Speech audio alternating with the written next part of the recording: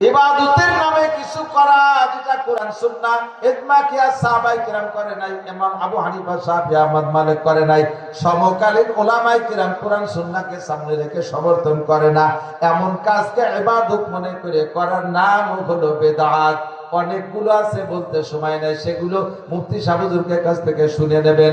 যে কোনো কাজ করবেন কাজের আগে শুনবেন, হুজুর এই কাজটা তো করতে চাচ্ছি, এটা সুন্নাত না বেদাত, সুন্নাত না বেদাত, এটা ঠিক হবে না বেঠিক হবে।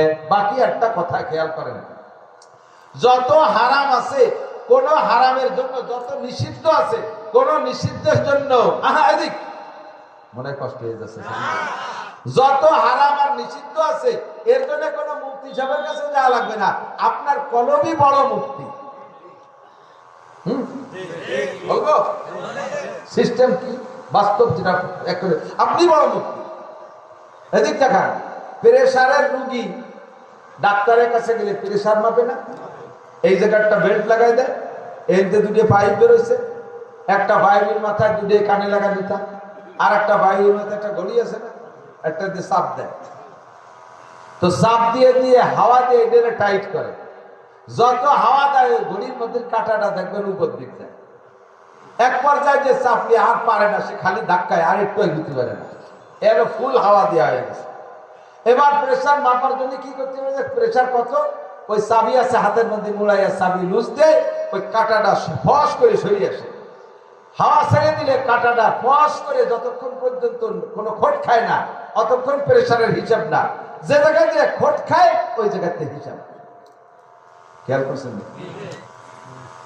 সেম আপনি জীবন ভরে ব্যবসা করতেছেন, খোট খাই নাই চলে যাচ্ছে, জীবন ভরে খাত খাবার করতেছেন, খোট খান নাই চলে যাচ্ছে, জীবন ভরে টাকা কামাই করতেছেন, খোট খান নাই চলে যাচ্ছে, হঠাৎ করে একটা টাকা হাতে আসার পরে এই জায়গা মনের মধ্যে টাকাটা ধরব, হুজুরের কাছে একটু শুনিয়ে নেই, আর শোনা লাগবে না, প্রেসারে খোট খাইছে, ওই টাকা জায়েজ নেই।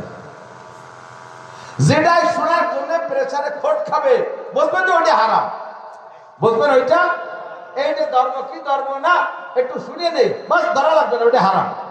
আপনার দিল মুক্তি ছাপ ওই জায়গা প্রেসারের কাটায় বাড়িয়ে দিচ্ছে।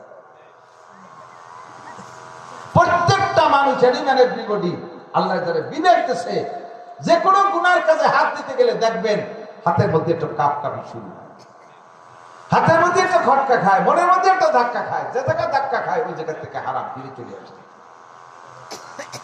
এইগুলো সব বললাম, এমন করে যত গুনাহ আছে এই গুনাহ দুই ভাগ, আগে বলছি কবিরা সগীরা, এরপরে আরেকটা ভাগ আছে, বলবো।